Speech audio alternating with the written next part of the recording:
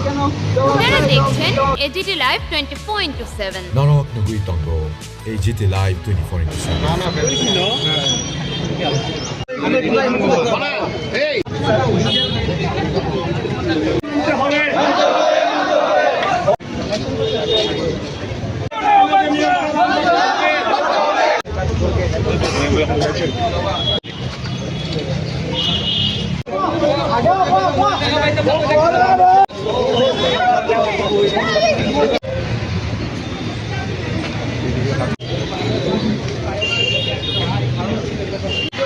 আজকে যদি এক একটা স্টুডেন্ট যদি চাকরি না পায়,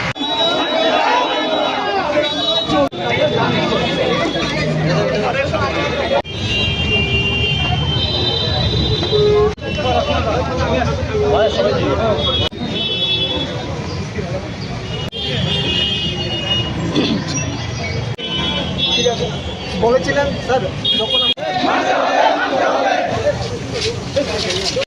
স্যার ঠিক আছে স্যার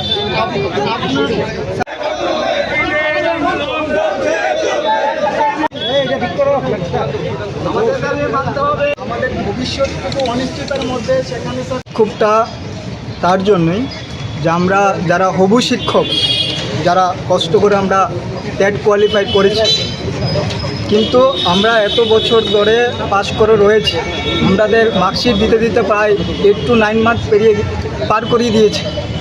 আর এখন পুরো প্রসেসিং ধরতে গেলে অলমোস্ট 2 বছর চলছে। যেখানে রাজ্যে শিক্ষক স্বল্পতা রয়েছে, সেখানে কিছু সংখ্যক নিয়োগ কেন, প্রথম কথা।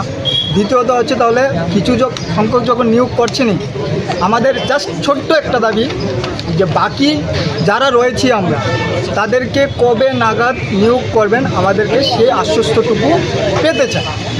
আর আমরা আজকে মাননীয় মন্ত্রী অর্থনৈতিক মন্ত্রী যিনি আছে, ফাইন্যান্স মিনিস্টার যিনি রয়েছেন, ওনার সাথে দেখা করতে এসেছি তার জন্য যে আমাদের মাননীয় শিক্ষামন্ত্রী এবং বিভিন্ন ডিপার্টমেন্টে যখন গিয়েছি, তারা একটা কথাই বলছে যে অর্থমন্ত্রী থেকে যতটুকু অনুমোদন দেওয়া হয়েছে সেই হিসাবেই নাকি নিয়োগ করা হবে।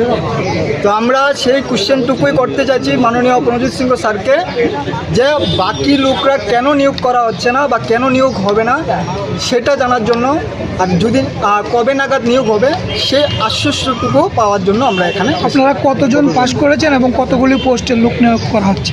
আমরা টেট 2-তে 1488 জন পাস করেছি, তার মধ্যে 1020 নোটিফাই করা হয়েছে, কিন্তু 1020 রিজার্ভেশন ক্রাইটেরিয়া মেনটেন করলে সে 1020 পূর্ণ হবে না, 700 থেকে 750 পোস্ট পূর্ণ হবে। তাহলে 1488 থেকে অ্যাপ্রক্সিমেট অর্ধেক লোক জাস্ট নিয়োগ হবে, অর্ধেক লোক নিয়োগ হবে না।